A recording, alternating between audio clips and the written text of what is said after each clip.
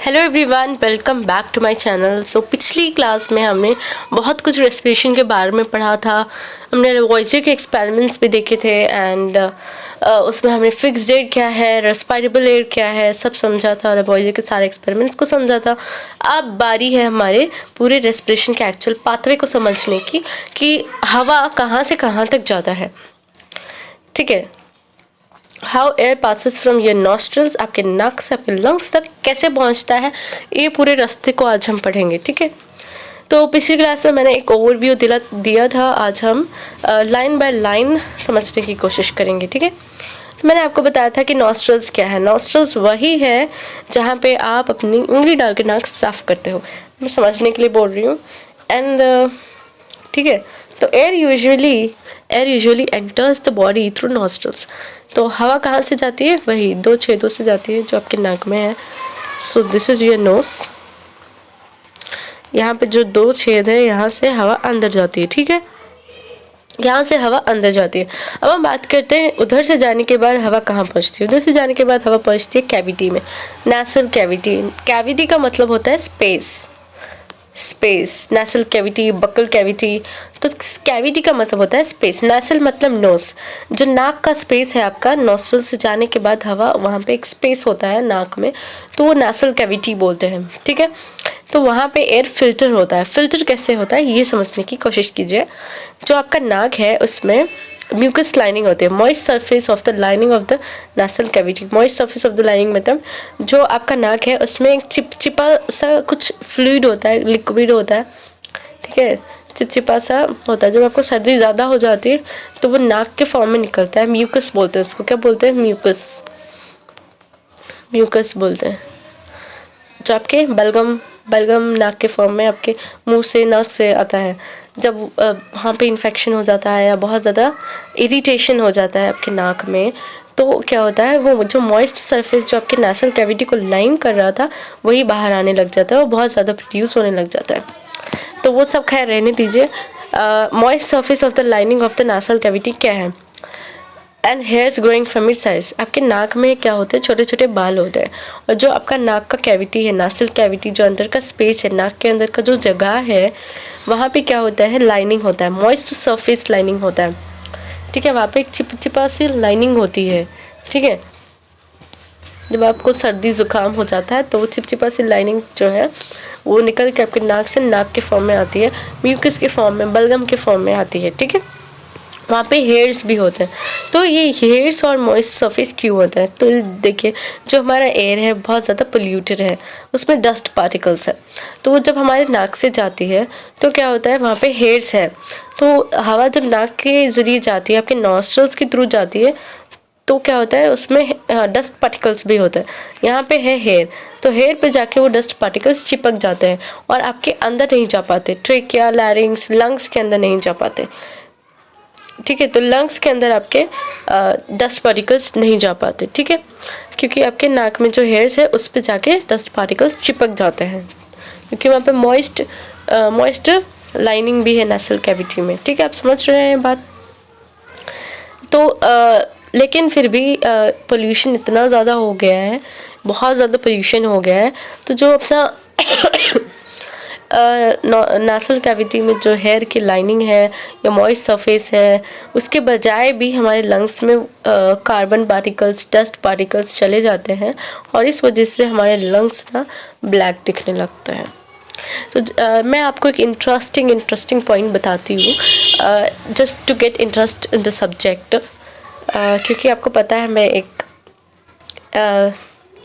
MBBS का पढ़ाई कर रही हूँ, तो मैं आपको थोड़ा इंटरेस्टिंग पॉइंट्स भी बताते रहूँगी, जिसको सुन के आपको बहुत अच्छा लगेगा। तो जो आपके लंग्स होते हैं ना, जब आप बॉर्न होते हो, न्यू बॉर्न बेबी रहते हो जब आप, तो उनके लंग्स जो है ना पिंक रहते हैं, एकदम रोजी पिंक, एकदम गुलाबी रहते हैं, पिंक रहते हैं। लेकिन जैसे जैसे आप बड़े होते हो ना, आप ये पोल्यूटेड एयर को इनहेल करते हो, ब्रीथ करते हो, तो उस वजह से आपके लंग्स जो है ऐसे ब्लैक हो जाते हैं। जब आप न्यू बॉर्न रहते हैं ना, तो वो टाइम पे आपके लंग्स एकदम रोजी पिंक रहते हैं एकदम। ठीक है, ठीक है, तो ये बात कर ली हमने हेयर्स के बारे में और मॉइस्ट सरफेस। तो ये बहुत ज़रूरी है आपके डस्ट पार्टिकल्स को फिल्टर करने के लिए। ठीक है, some tiny particles of dirt in the air. In addition, as the inhaled air passes through the nasal cavity, its temperature is about close to that of the body. It takes a water vapor so that it becomes more moist than before. तो जब भी हम breathe करते हैं, हवा लेते हैं, तो बाहर की हवा ठंडी भी हो सकती है। जब हम हवा अंदर इनहेल करते हैं, जब नाक के ज़रिए वो जाती है, तो नासल कैविटी में वो हवा हमारे बॉडी टेम्परेचर के बराबर होने लगती है। ठीक है, बॉडी टेम्परेचर के बराबर होने लगती है वो हवा, एंड मॉइस्ट भी होने लगती है, क्योंकि जो भी डस्ट पार्टिकल्स है वो निकलते जाए जब तक हमारे लंग्स तक पहुंच रहा है। जो हमारा पूरा जो नासल कैविटी, फेरिंग्स, लैरिंग्स, ट्रेकिया सब बहुत मॉइस्ट होते हैं। मॉइस्ट होने की वजह से क्या होता है, जो डस्ट पार्टिकल्स हैं वहाँ पे चिपक जाते हैं, हमारे लंग्स तक नहीं पहुँच पाते। ठीक है, ज़्यादा नहीं पहुँच पाते, वहीं चिपक जाते हैं, और वो फिर बाद में म्यूकस के फॉर्म में आपके नाक और मुंह से निकलते हैं। अगर ज़्यादा डस्ट पार्टिकल्स और कोई बैक्टीरिया कोई चला गया तो आपको बैक्टीरिया सबसे बचाने के लिए जो आपका एयर है उसके डस्ट पार्टिकल्स हेयर निकाल देता है, एंड मॉइस्ट सरफेस पे चिपक जाते हैं, और एयर बहुत नसल कैविटी में जाने के बाद तो एयर मॉइस्ट और बॉडी टेम्परेचर के बराबर होने लगता है। ठीक है, बॉडी टेम्परेचर के बराबर होना, मॉइस्ट होना, ये पूरा नसल कैविटी, फेरिंग्स, लैरिंग्स, ट्रेकिया, ब्रोंकस सब में होता रहता है। ठीक है, फिर आप फेरिंग्स के बारे में बात करें तो पिछली क्लास में मैंने आपको बताया था कि फेरिंग्स कॉमन पैसेज होता है। कॉमन पैसेज मतलब जो भी आप खाना खाते हो वो भी फेरिंग्स से जाता है, आप जो हवा ब्रीथ कर रहे हो वो भी फेरिंग्स से जाता है, लेकिन जो आप खाना खाते हो वो फेरिंग्स से फिर ईसोफेगस में चला जाता है, लेकिन जो हवा है फेरिंग्स से लैरिंग्स में जाता है। ठीक है, ये बात समझ में आई। अब यहाँ पे क्या देखें हम, It's a common passage for digestive and respiratory system. Digestive खाना और respiratory air. Epiglottis is a flap-like muscular valve, controls movement of food and air towards the respiratory passage. Respective passage. तो यहाँ पे अगर आप देखें एपिग्लॉटिस के बारे में, तो एपिग्लॉटिस बहुत इंपॉर्टेंट होता है। इंपॉर्टेंट क्यों होता है अब आप समझेंगे, आप खुद ही बताएंगे कि इंपॉर्टेंट क्यों होता है एपिग्लॉटिस। तो जैसे कि मैंने बताया कि जो फेरिंग्स है वो कॉमन पैसेज है, यहाँ से हवा भी जाता है, खाना भी जाता है, लेकिन हवा है तो वो लैरिंग्स पे जाएगा और खाना है तो ईसोफेगस पे जाएगा। तो यहाँ पे अगर आप देखें, सपोज आप ब्रीथिंग कर रहे हैं, ठीक है, तो वो लैरिंग्स के थ्रू जाएगा, लेकिन सपोज आप खाना खा रहे हैं, ठीक है, ये खाना खा रहे हैं आप, तो वो फेरिंग्स में गया, फेरिंग्स से लैरिंग्स में भी जा सकता है, ईसोफेगस में भी जा सकता है ना। लेकिन क्या होता है, यहाँ पे समझो, मेरा वाला डायग्राम से समझो, यहाँ पे देखो, यहाँ पे ये है ब्लू वाला है आपका ट्रेकिया, ठीक है, लैरिंग्स है, लैरिंग्स, ठीक है, और खाने के लिए हम क्या करते हैं, ऑरेंज लेते हैं, ठीक है, ये है आपका खाना, ईसोफेगस, ईसोफेगस है जहाँ से आपका खाना जाएगा, ठीक है, ये ईसोफेगस यहाँ से आपका खाना जाएगा, और ये ट्रेकिया जहाँ से आपका हवा जाएगा। ठीक है, अब फिर आप बोलोगे मैम हवा तो ट्रेकिया से, लैरिंग से चला जाएगा, ठीक है, खाना ईसोफेगस से चला जाएगा, लेकिन मैम पानी कहाँ से जाएगा, तो भाई पानी भी ईसोफेगस से ही जाएगा। ठीक है, पानी हो, खाना हो, ईसोफेगस से जाएगा, सिर्फ हवा लैरिंग से जाएगा। ठीक है, ओके फाइन। तो ये हो गया आपका, ये हो गया आपका फेरिंग्स, ठीक है, कॉमन पैसेज जो पीछे ईसोफेगस में खुलेगा और सामने लैरिंग्स में खुलेगा। ठीक है, सपोज आपने खाना खाया,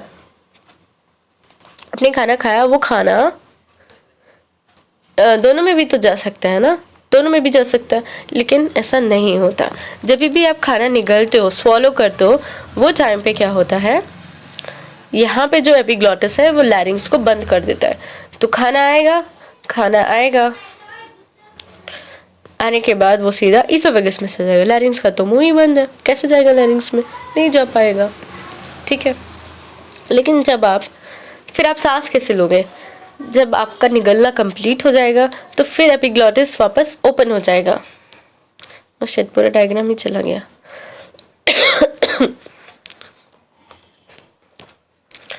तो फिर से एक बार डालते हैं। ओके, ये हो गया आपका लैरिंग्स, ये हो गया आपका ईसोफेगस, ये हो गया कॉमन पैसेज फेरिंग्स, और एपिग्लॉटिस डालते हैं। तो पिछली बार हमने एपिग्लॉटिस को बंद रखा था, अब इस बार हम खोल के रखेंगे। तो यह खुला है, ठीक है। फिर जब आप खाना नहीं खा रहे हो, जब आप खाना नहीं निगल रहे हो, जब आप खाना स्वॉलो नहीं कर, क्योंकि आपको हर वक्त रेस्पिरेशन करना होता है, ब्रीथिंग करना होता है, राइट। ब्रीथिंग करना होगा, तो ब्रीथिंग के लिए आपको इनहेल एक्सहेल करना होगा। तो इस वजह से जब आप स्वॉलो नहीं करते वो टाइम पे, तो आपका एपिग्लॉटिस खुला रहेगा एंड एयर नॉर्मली आएगा एंड इधर से जाएगा, इधर से भी जा सकता है, राइट, लेकिन ज़्यादातर इधर से ही जाएगा, लैरिंग से ही जाएगा, ठीक है। एपिग्लॉटिस खुला रहेगा। लेकिन जब आप खाना खा रहे हो वो टाइम पे आपका एपिग्लॉटिस पूरा बंद हो जाएगा, वो टाइम पे आपका एपिग्लॉटिस पूरा बंद हो जाएगा, ठीक है। वो टाइम पे आपका एपिग्लॉटिस बंद हो जाएगा, तो खाना लैरिंग्स में नहीं जा पाएगा। लेकिन क्या होता है जब हम खाना खा रहे हैं, ठीक है, जब हम खाना खा रहे हैं और साथ में हम बात भी करना चाहते हैं, तो एक चीज़ बता दो आपको, ये समझने से पहले, बात करने के लिए आपको क्या करना है, आपका जो लैरिंग्स है, राइट, आपका जो लैरिंग्स है उसमें 2 मेम्ब्रेन्स होते हैं ऐसे, ये मेम्ब्रेन्स को बोलते हैं वोकल कॉर्ड्स। क्या बोलते हैं? Vocal chords. इतना समझ लो कि आपके जो लैरिंग्स है उसमें होते हैं वोकल कॉर्ड्स। वोकल कॉर्ड्स से जब हवा पास होता है, ये है आपका लैरिंग्स और ये हैं आपके वोकल कॉर्ड्स, ठीक है। जब हवा पास होता है तो ये वोकल कॉर्ड्स वाइब्रेट करते हैं, वाइब्रेट मतलब हिलते हैं, थोड़ा सा ऐसा हिलते हैं। ये हिलने के वजह से आपका वॉइस प्रोड्यूस होता है, आपकी आवाज़ बनती है ना। जब हवा जाता है लैरिंग्स से तो ये जो वोकल कॉर्ड्स हैं वो वाइब्रेट होते हैं, तब आपकी वॉइस प्रोड्यूस होती है, मतलब आपकी आवाज़ बनती है, ठीक है। इस तरह से आपकी आवाज़ बनती है। लेकिन आवाज़ बनने के लिए क्या चाहिए आपको? Vibration of the vocal chords. Vocal cords के वाइब्रेशन के लिए आपको क्या चाहिए? हवा। हवा के लिए क्या चाहिए? आपका एपिग्लॉटिस ओपन चाहिए। लेकिन जब आप खाना खा रहे हो, स्वॉलो कर रहे हो, निगल रहे हो खाना, जब आप खाना निगल रहे हो तो वो टाइम पे क्या होता है, आपका एपिग्लॉटिस बंद रहता है और फिर खाना इसोफेगस में जाता है। लेकिन आप जब निगल रहे हो और साथ में आप बात भी करना चाहते हो, तो बात करने के लिए आपको क्या चाहिए? आवाज़ चाहिए। आवाज़ के लिए आपका वोकल कॉर्ड्स वाइब्रेट होना चाहिए। वोकल कॉर्ड्स वाइब्रेट होने के लिए आपका जो हवा है वो लैरिंग से पास होना चाहिए। लेकिन तो एपिग्लॉटिस तो बंद है जब आप स्वॉलो कर रहे हो। लेकिन आप ज़बरदस्ती जब बात करना चाहते हो ना, तो आपका एपिग्लॉटिस ओपन हो जाता है और खाना इसोफेगस में जाने के बजाय फिसल के लैरिंग्स में चला जाता है। वो टाइम पे आपको क्या होता है, खाना अटक जाता है और आप ज़ोर से खांसने लगते हो। और खांसी के दौरान आपका क्या होता है, जो भी खाना आप अटक गया था, लैरिंग्स में चला गया था, वो कहाँ जाएगा? आपके नाक या मुंह से निकलने लगेगा। पानी भी हो सकता है जब आप पानी पी रहे हो, क्योंकि पानी भी तो इसोफेगस से ही जाता है ना। तो वो टाइम पे क्या होता है, जब आप बात करने की कोशिश कर रहे हो, पानी भी निकलने की कोशिश कर रहे हो, तो वो टाइम पे एपिग्लॉटिस ओपन हो जाता है और वहाँ पे पानी चला जाता है। वहाँ पे क्या होता है, पानी चला जाता है। वहाँ पे पानी जाने की वजह से आपको ज़ोर से खांसी आने लगती है एंड वो वापस आपके लैरिंग से पूरा पानी निकाल देता है, जो भी आप इसमें चला गया था पानी, ठीक है। तो इस तरह से हम बच जाते हैं, ठीक है। हमारा जो पानी है वो लंग्स में नहीं जा पाता। नहीं तो ऐसा भी हो सकता है ना, लैरिंग्स में आ गया है, फिर ट्रेकिया ब्रोंकाइटिस से होके लंग्स पे चला जाएगा। तो ऐसा नहीं होता, ठीक है, क्योंकि आपको ज़ोर से खांसी आने लगती है एंड जो भी खाना, जो भी पानी लैरिंग्स में चला गया था, आपके नाक और मुंह से वापस निकलने लगता है, ठीक है। तो इतना हम समझ गए। When air passes out of the lungs, तो रिकॉर्ड तो हो रहा है ना ठीक है, फाइन। तो फेरिंग्स हो गया, फेरिंग्स समझ गए हम। अब लैरिंग्स के बारे में देखें। This stiff box contains our vocal cords. जैसे मैं आपको वोकल कॉर्ड्स के बारे में बता ही रही थी, तो ये जो है लैरिंग्स पे होते हैं vocal cords. When air passes out of the lungs and over the vocal cords it causes them to vibrate. तो वोकल कॉर्ड से जब हवा पास होती है तो वोकल कॉर्ड्स वाइब्रेट होता है। So this sounds on the basis of our speech, song etcetera. तो इस तरह से आवाज़ निकलती है, ठीक है। ट्रेकिया के बारे में बात करते हैं। बताने को बहुत कुछ है, लेकिन मैं आप जितना समझ सकते हैं मैं आपको उतना ही बता सकती हूँ, राइट। अगर आपको और ज़्यादा पढ़ना है तो आप कमेंट में बताएं, मैं और बताऊँगी आपको, राइट। कि लाइक फिर गूंगे लोग क्यों नहीं बोल पाते हैं? कुछ लोग होते हैं ना, नहीं बोल पाते हैं। कुछ लोग होते हैं ना, आवाज़ तो आती है लेकिन वो ठीक से बात नहीं कर पाते, स्पीच नहीं आती उनकी, क्योंकि उनके ब्रेन में प्रॉब्लम होता है। उनके ब्रेन में प्रॉब्लम होता है, इसलिए वो सही से आवाज़ प्रोड्यूस नहीं कर पाते, ठीक से हमारी तरह वर्ड्स बना के बात नहीं कर पाते, क्योंकि उनके ब्रेन में प्रॉब्लम होती है। उनके लैरिंग्स वोकल कॉर्ड्स में नहीं, उनके ब्रेन में प्रॉब्लम होती है, इसलिए वो गूंगे रहते हैं। मतलब बोलते तो हैं, आवाज़ आती है, लेकिन वो एक वर्ड के फॉर्म में, लैंग्वेज के फॉर्म में बना के नहीं बोल पाते, बिकॉज उनके ब्रेन में प्रॉब्लम रहती है। और ना ही हम जो बोल रहे हैं वो समझ पाते हैं, क्योंकि उनके ब्रेन में प्रॉब्लम रहती है। कुछ लोग होते हैं बिल्कुल भी नहीं बोल पाते, वो भी उनके ब्रेन में और उनके लैरिंग्स में भी प्रॉब्लम हो सकती है, ठीक है। तो ये थोड़ा मैं एक्स्ट्रा बता रही हूँ to develop interest in the subject, okay. Trachea, trachea क्या है? Wind pipe channelling air to lungs. तो ट्रेकिया क्या है? Wind pipe. तो ट्रेकिया को हम बोलते हैं विंड पाइप, लैरिंग्स को बोलते हैं स्टिफ बॉक्स या वॉइस बॉक्स, ठीक है। तो आप ये सब चीज़ें याद रखें, आपके लिए बहुत अच्छा रहेगा। क्या क्या याद रखना है आपको? एग्ज़ाम में लिखेंगे तो आपको अच्छे मार्क्स मिलेंगे, ये तो लिखना ही चाहिए पहली बात। तो फेरिंग्स क्या है? फेरिंग्स में आपको लिखने की क्या है? Common passage. फेरिंग्स लिखते ही, फेरिंग्स सुनते ही आपके दिमाग में पॉइंट आना चाहिए, फेरिंग्स एक कॉमन पैसेज है जहाँ पे डाइजेस्टिव एंड रेस्पिरेटरी सिस्टम के लिए, जहाँ से खाना भी जाता है और हवा भी जाता है, तो कॉमन पैसेज है। लैरिंग्स के लिए स्टिफ बॉक्स या वॉइस बॉक्स बोल के याद रखें। क्या याद रखें? Voice box. कि वॉइस बॉक्स क्यों बोलते हैं? क्योंकि इसमें वोकल कॉर्ड्स है। वोकल कॉर्ड्स क्या है? वॉइस प्रोड्यूस करने के लिए। जब वो वाइब्रेट होते हैं, जब वो थोड़ा बहुत हिलते हैं तो तब वॉइस प्रोड्यूस होता है, ठीक है। अब ट्रेकिया के बारे में बात करें तो ट्रेकिया को विंड पाइप बोलते हैं। ट्रेकिया को क्या बोलते हैं? विंड पाइप बोलते हैं। ट्रेकिया को क्या बोलते हैं? विंड पाइप बोलते हैं, जहाँ से सिर्फ हवा जाता है। कहाँ से कहाँ तक? आपके जो लैरिंग्स है, लैरिंग्स से लंग्स तक हवा जाएगा ट्रेकिया के थ्रू, ठीक है। Touch your throat to feel the tube like structure. तो आप जब अपना गला ऐसे टच करेंगे ना, तो ये जो आपको ऐसा फील हो रहा है ना, वो आपका ट्रेकिया है, पाइप की तरह, वो आपका ट्रेकिया है, ठीक है। जो आप टच कर रहे ट्रेकिया है, ट्रेकिया के पीछे इसोफेगस होता है, ठीक है। Okay fine. So next bronchus के बारे में देखते हैं। ब्रोंकस क्या है? ट्रेकिया के बाद ब्रोंकस रहता है। At its lower end the trachea और the windpipe divides into two bronchi, one leading to each lung.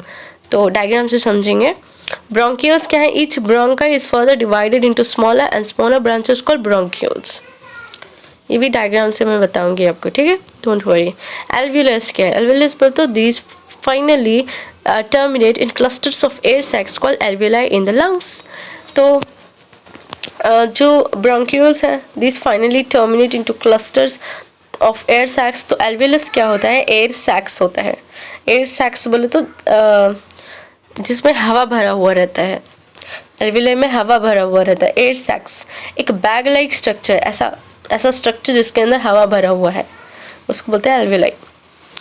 एल्वियलाई in the lungs which are very small and numerous. बहुत छोटे होते हैं लेकिन बहुत ज़्यादा होते हैं। Gases exchange takes place here as blood capillaries take up oxygen expel carbon dioxide.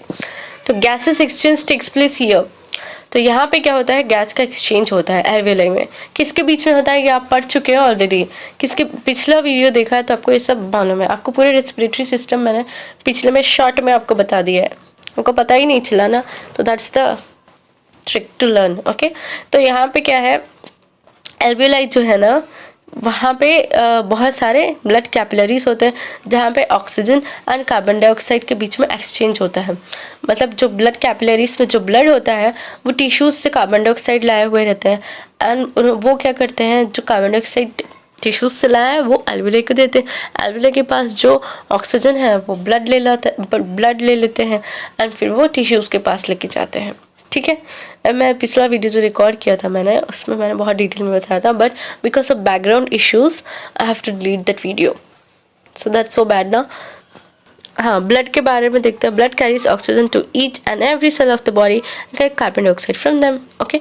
तो अब हम और डिटेल से समझते हैं, ठीक है, डायग्राम से समझते हैं, क्योंकि डायग्राम से ही समझ में आएगा। तो ये है अपना एक डायग्राम। तो ये देखिए, ध्यान से देखना। हाँ, अभी कलर सेलेक्ट कर लिया, ठीक है। तो फिर से हम शुरुआत से देखते हैं। आपके नॉस्ट्रल्स, नासल कैविटी, ये common passage pharynx, voice box लैरिंग्स, wind pipe trachea, trachea के पास आया, ट्रेकिया के पास आया। ट्रेकिया के पास आने के बाद ये जो ट्रेकिया, ये दो इसमें डिवाइड हो रहा है ना, ये इसको बोलते हैं ब्रोंकस। एक है तो ब्रोंकस, दो है तो ब्रोंकाई, ठीक है। Bronchi is plural, bronchi is plural, bronchi is plural, bronchus is singular. तो ट्रेकिया क्या करता है, दो ब्रोंकाई में डिवाइड हो जाता है, ठीक है। इतना समझ गए आप लोग? थोड़ा और जूम होगा क्या? ओके फाइन, हो गया जूम, ठीक है। तो ये हो गया आपका ब्रोंकाई।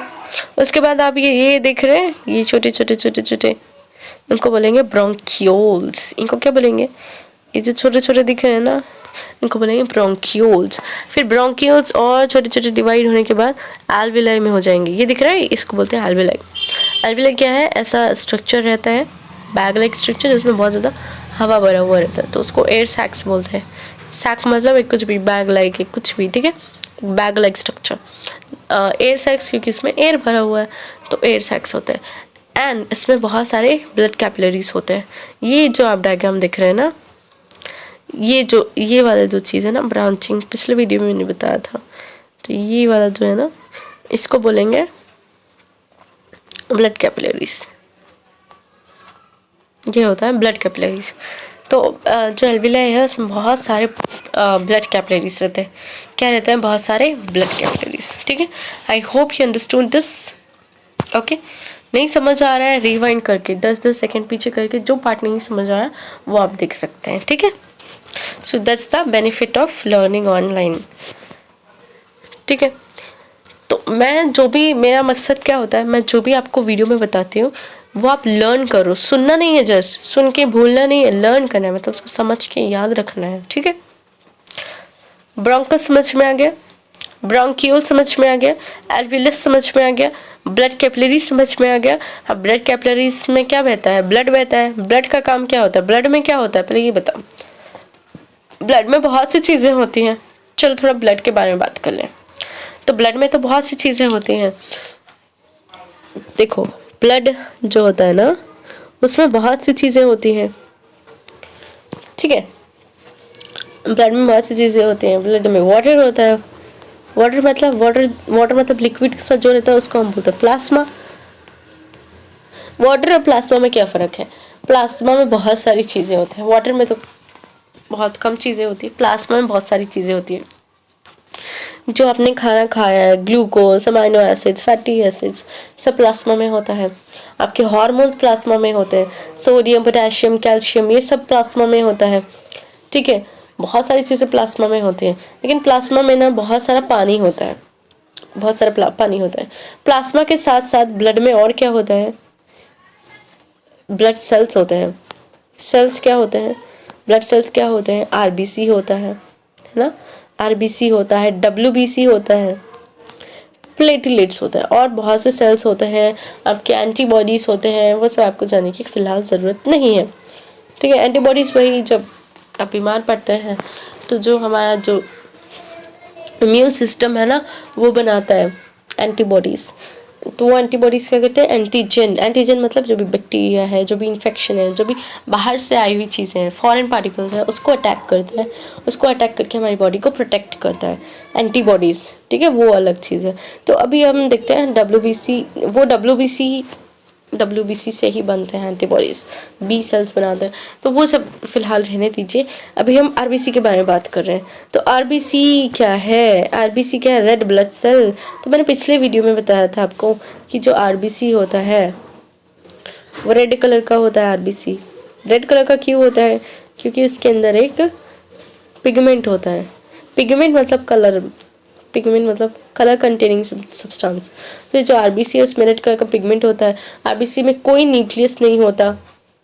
ये आप अपने नोट्स में, आप टेक्स्ट बुक में जहाँ भी पढ़ रहे हैं लिख लेना चाहिए आपको कि आरबीसी में न्यूक्लियस नहीं होता, क्रॉस मार्क मतलब नहीं होता न्यूक्लियस, क्योंकि सारी जगह तो हीमोग्लोबिन लेके है, ये पिगमेंट लेके है, ये हीमोग्लोबिन पिगमेंट लेके है सारी जगह, तो न्यूक्लियस कहाँ, न्यूक्लियस के लिए तो जगह ही नहीं बची। ठीक है, तो ये हो गया आपका, ये हो गया हीमोग्लोबिन।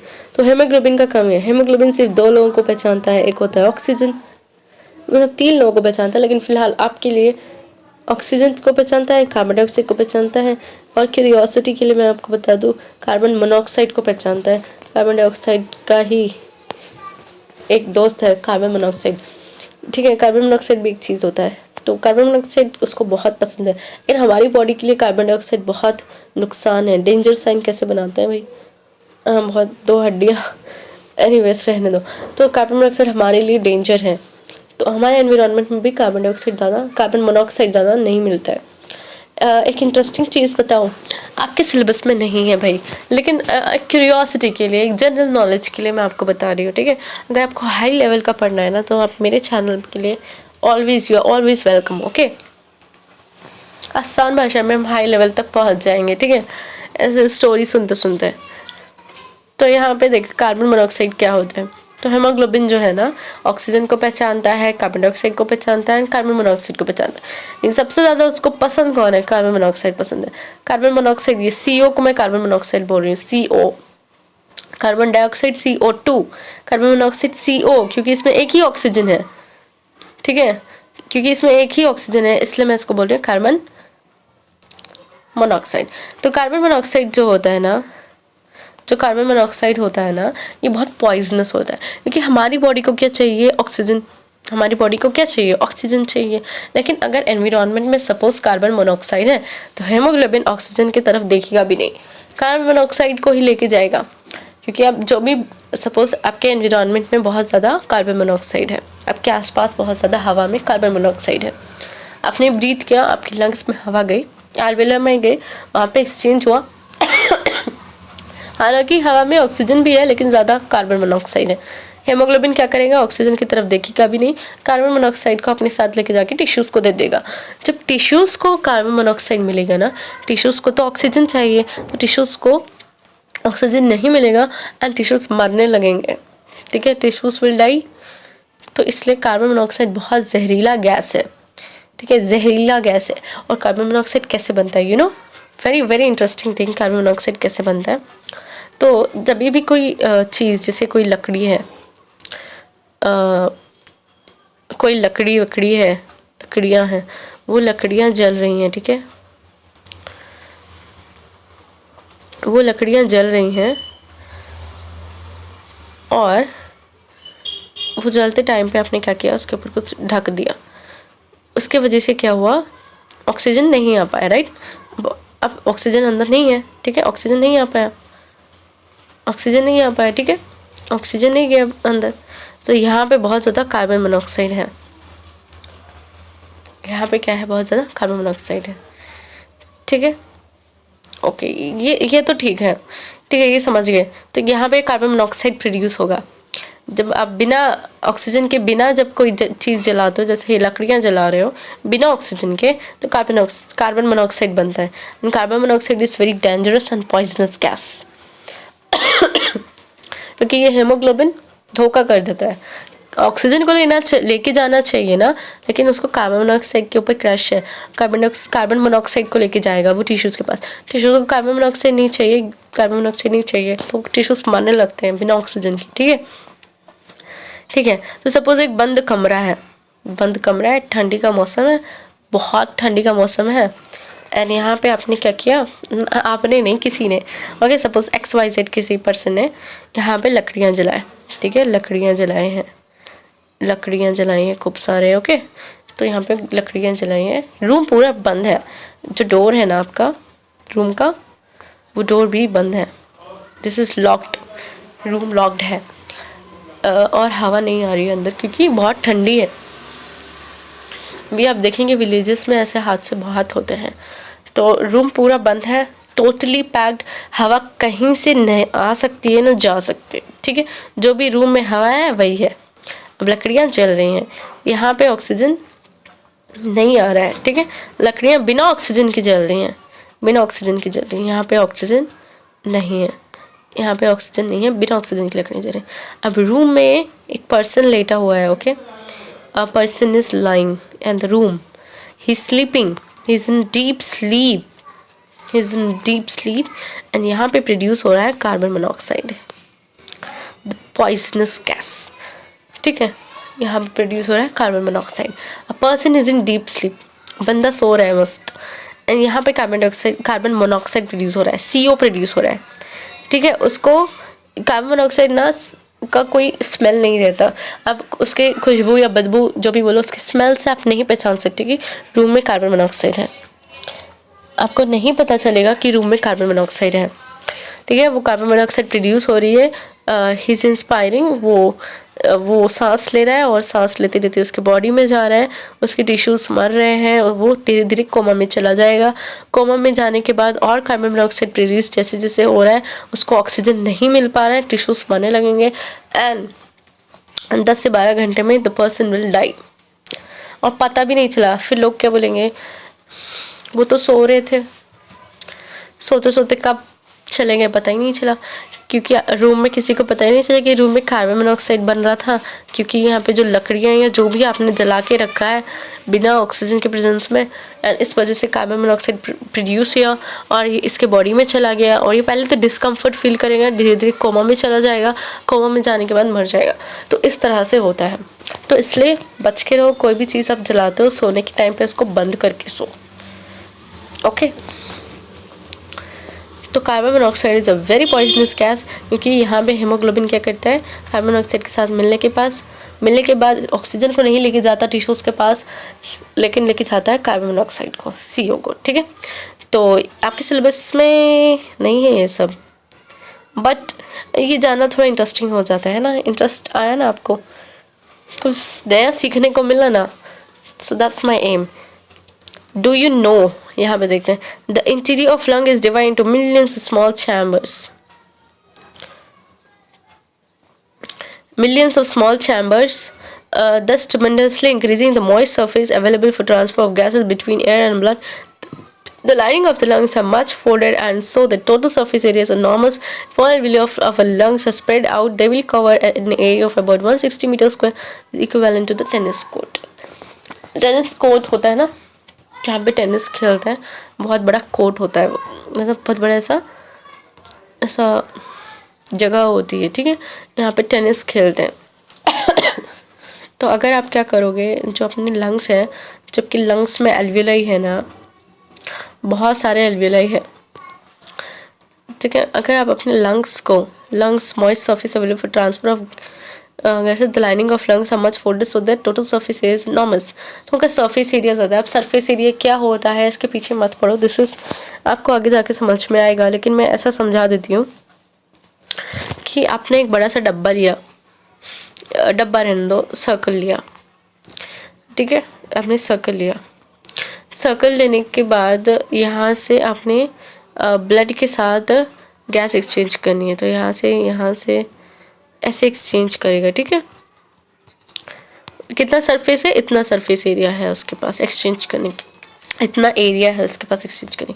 लेकिन मैं इसी को तोड़ देती हूँ, मैं इसी को तोड़ के ऐसे छोटे छोटे कर देती हूँ उसको,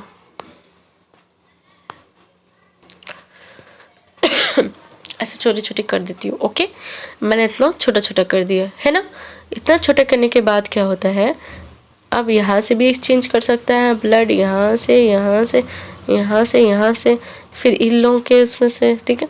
तो उसको बहुत ज़्यादा एरिया मिल गया ना, यहाँ पे इतना सा एरिया मिल रहा था, अब यहाँ पे ये बहुत सारा एरिया मिल गया ना, this is called increasing surface area. इसलिए हमारे पास जो एल्वियोलाई है इतने बड़े बड़े नहीं है, बहुत छोटे छोटे एल्वियोलाई है। इसलिए अगर आप इसको पूरा ऐसा फैलाओगे ना, तो पूरे टेनिस कोर्ट को कवर करेगा। तो हमारे लंग्स में बहुत ज़्यादा रहता है सरफेस एरिया, दैट इज़ वो कितना एरिया कवर कर सकता है, 160 मीटर स्क्वायर, जो बहुत काफ़ी बड़ा एरिया है, ठीक है। आई थिंक आपको समझ में आया। जब मैं 10th में थी, व्हेन आई वाज स्टडिंग, तो मुझे ये सरफेस में हमारे सर ने सेम लाइन एक्सप्लेन कर दी कि अगर आप अपने लंग्स को ओपन करके टेनिस कोर्ट में फैलाओगे तो हो जाएगा। तो क्योंकि समझ में ही नहीं आया क्या आप बोलना चाहते हैं, सरफेस एरिया क्या है, कुछ समझ में ही नहीं आया। अब आपको तो आई थिंक समझ में आ गया है, आपको ये प्रॉब्लम नहीं होनी चाहिए। अगर आपको आपके पास एक बड़ी सी चीज़ है तो आपके पास इतना ही सरफेस एरिया रहेगा। जब आप उसको छोटा छोटा कर दोगे ना, छोटा छोटा कर दोगे, तो आपके पास बहुत ज़्यादा सरफेस एरिया हो जाएगा, बहुत ज़्यादा सरफेस एरिया हो जाएगा, ज़्यादा सरफेस हो जाएगा। ज़्यादा सरफेस एरिया तो ज़्यादा एक्सचेंज कर सकते हो आप, ज़्यादा एक्सचेंज कर सकते हो, है ना, ज़्यादा एक्सचेंज कर सकते हो। ज़्यादा एक्सचेंज कर सकते हो मतलब जितना भी लंग्स के अंदर ऑक्सीजन था सब ब्लड ने ले लिया, और जितना भी ब्लड के पास कार्बन डाइऑक्साइड था सब उसने लंग्स को दे दिया, एल्वेलाई को दे दिया।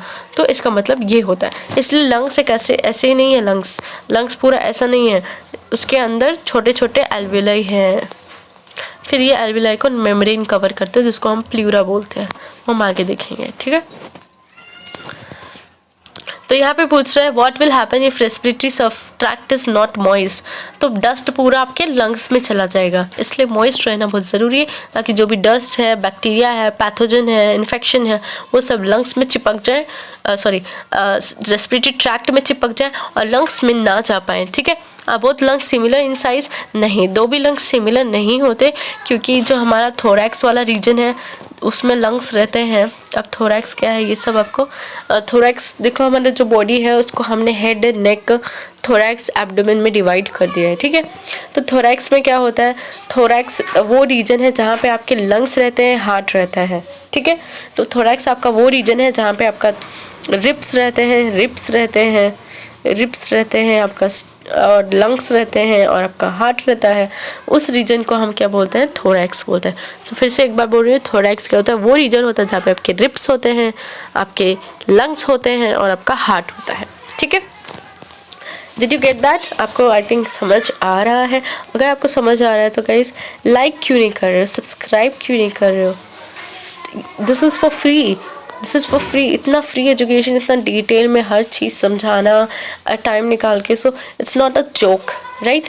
तो आप इसको सब्सक्राइब और लाइक कर दें, एंड शेयर ज़रूर करें। अगर आप शेयर करते हो ना तो मैं और वीडियोस बनाऊंगी। जब हमारे 100 सब्सक्राइबर्स हो जाएंगे तो हम क्या करेंगे, लाइव सेशंस करेंगे जहाँ पे आप मुझसे फेस टू फेस डाउट्स पूछ सकते हो, ओके। तो गाइस इस वीडियो में हमने पाथवे ऑफ रेस्पिरेशन डिटेल में समझा है, okay. Pathway of respiration detail में समझा है। अब नेक्स्ट वीडियो में हम आगे का पढ़ेंगे। तो मैं इस वीडियो में इतना ही पढ़ा रही हूँ, बिकॉज जो पाथवे ऑफ रेस्पिरेशन है, ये वाला क्वेश्चन ये क्वेश्चन के फॉर्म में आता है, वो भी लॉन्ग आंसर के फॉर्म में आता है। पाथवे ऑफ एयर एक लॉन्ग आंसर के फॉर्म में आता है, इसलिए मैं इसको सेपरेटली पढ़ा रही हूँ ताकि आप दूसरी चीज़ों से कंफ्यूज ना हो। तो अगर आपको पाथवे ऑफ एयर आता है, आप ये फ्लो चार्ट डालें, और जितने भी पॉइंट्स यहाँ पे लिखे हैं ये सब आपको लिखना है, ओके। नॉस्ट्रल से क्या लिखना है, यहाँ से एयर जाती है अंदर, एंटर होती है। नासल कैविटी में एयर फिल्टर होती है, हेयर होता है, मॉइस्ट सरफेस होता है, और यहाँ पे टेम्परेचर बॉडी टेम्परेचर के बराबर आता है एयर का टेम्परेचर। फेरिंग्स कॉमन पैसेज है, डायस्टम में रेस्पिरेटरी सिस्टम, फूड और एयर दो भी जाता है, और फूड ईसोफेगस में जाता है और एयर फेरिंग्स में जाता है। ईसोफेगस की स्पेलिंग बता देती हूँ, ईसोफेगस, ठीक है। अगर आप ओ हटा दें तो भी ईसोफेगस सही ही होगा, ठीक है। ठीक है। लैरिंग्स के बारे में, वॉइस बॉक्स, वोकल कॉर्ड्स रहता है, वॉइस प्रोड्यूस करता है, स्पीच, सॉन्ग एक्सेट्रा। ट्रेकिया के बारे में, विंड पाइप, यहाँ से फिर ट्यूब लाइक स्ट्रक्चर है ये। फिर ब्रोंकस, विंड पाइप जो है डिवाइड होके दो ब्रोंकाई देता है। ब्रोंकाई प्लूरल है, ब्रोंकस सिंगुलर है।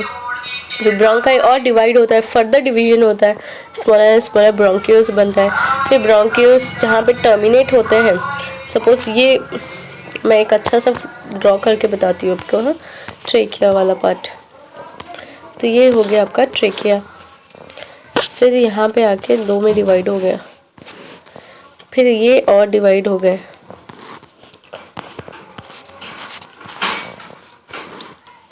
और डिवाइड हो गए। फिर ये वाला जो है ट्रेकिया, ये ब्रोंकाई, ये ब्रोंकियोल्स, फिर ब्रोंकियोल्स और डिवाइड होने के बाद एल्वेलाई, एल्विलाई,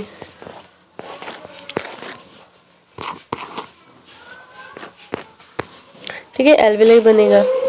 ये आपका हो गया लंग्स, ठीक है,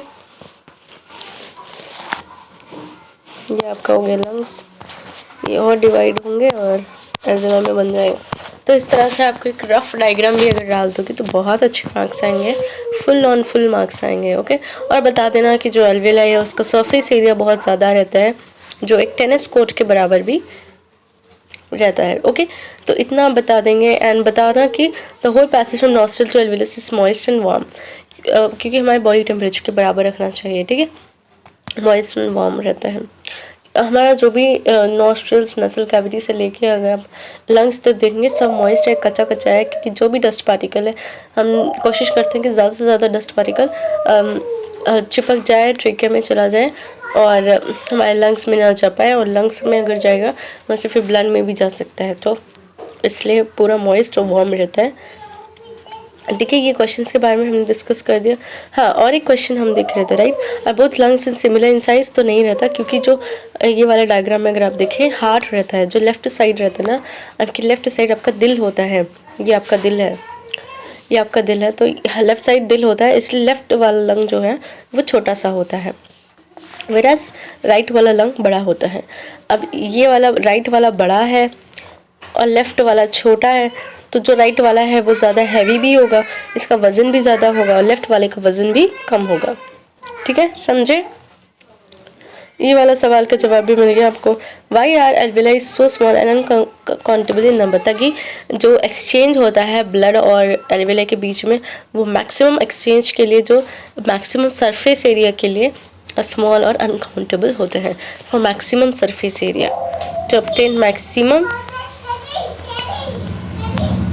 सरफेस एरिया, ठीक है, to obtain maximum surface area, तो इसलिए हमारे जो एल्विलाई है वो बहुत ज़्यादा होते हैं एंड अनकाउंटेबल होते हैं और बहुत छोटे होते हैं। सरफेस एरिया के बारे में मैंने ऑलरेडी बताया है ना। ओके, एपिग्लॉटिस के बारे में और सब हम नेक्स्ट वीडियो में करते हैं। फाइन, ठीक है, अल्लाह हाफिज़। Thank you so much for watching my video and try to share maximum, जितना हो सके उतना शेयर कीजिए, सब्सक्राइब करना मत भूलिए एंड लाइक करिए। एंड अगर आप अपना सपोर्ट दिखाते हैं तो ज़रूर से मैं आपका पूरा सिलेबस बायोलॉजी का कंप्लीट करूँगी। एंड अगर आपको ज़रूरत पड़ती है, कोई फिज़िक्स का पर्टिकुलर चैप्टर चाहिए या पूरा सिलेबस चाहिए, तो उसके लिए भी आप कमेंट करें, मैं आपको कमेंट को बहुत सीरियसली लेती हूँ। एंड अब जल्दी से जल्दी शेयर करके हमारे चैनल को आगे 10,000 सब्सक्राइबर्स तक पहुँचाए, या फिर 100, पहले 100 करते हैं, फिर 1000 करते हैं, फिर 10,000 करते हैं, है ना। तो 10,000 तक हम अपनी फैमिली बनाने की कोशिश करेंगे, अगर आपका सपोर्ट एंड प्यार मिलता है तो। मिलते हैं नेक्स्ट वीडियो में, और नेक्स्ट वीडियो में हम बाकी का पढ़ेंगे। Thank you so much. Subscribe करना मत भूलिए प्लीज़, डोंट फोर्स मी कि मैं बार बार आपको ये याद दिलाऊँ, ठीक है। आपको ये पूरा सिलेबस याद रखना है, तो इतनी छोटी सी चीज़ आप नहीं भूल सकते, ठीक है। Thank you so much.